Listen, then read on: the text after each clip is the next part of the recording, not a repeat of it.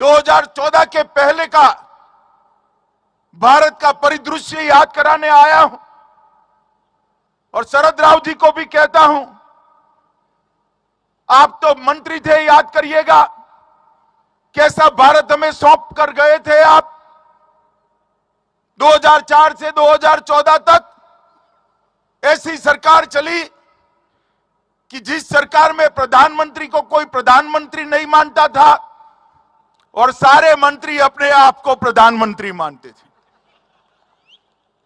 जिस सरकार में फैसले की कोई प्रक्रिया नहीं थी, पॉलिसी पैरालिसिस हुआ था। 12 लाख करोड़ के घपले, घोटाले, भ्रष्टाचार, स्कैम हर रोज अखबारों की सुर्खियां बनते थे। कभी सुप्रीम कोर्ट ऑर्डर करती थी, कभी कैग कोई जांच जाहिर कर देते थे, कभी सीबीआई को पड़ती थी। वो सरकार चलाने वाले को मालूम ही नहीं था कि कौन आज हमें कहां से सर पर टपली लगाने वाला है, मालूम ही नहीं पड़ता। 12 लाख करोड़ के घपले, घोटाले, भ्रष्टाचार हुए। आए दिन पाकिस्तान से घुसपैठ कर कर आतंकवादी हमारे जवानों के सर काट कर ले जाते थे, उससे पैरों से अपमानित करते थे और दिल्ली का दरबार चुपचाप बैठा हुआ था। दिल्ली के अंदर किसी में हिम्मत नहीं थी कि पाकिस्तानी आतंकवादियों के खिलाफ, इनके करतूतों के खिलाफ कोई कदम उठाए, कोई एक्शन ले।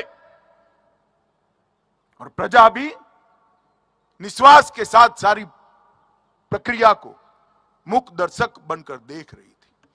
देश की आंतरिक सुरक्षा कोई ठोर ठिकाना नहीं था।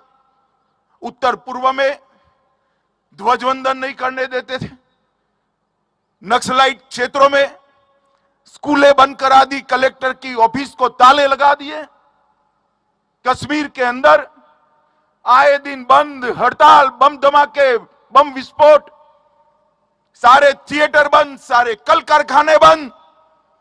एक प्रकार से देश के अंदर अव्यवस्था अपने चरम पर थी और दुनिया में भी देश की साख नीचे नीचे नीचे गई थी।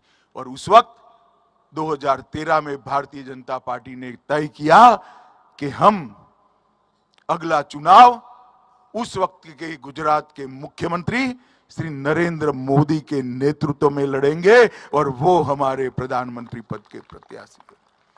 देखते देखते देखते आक्रोशित युवाओं की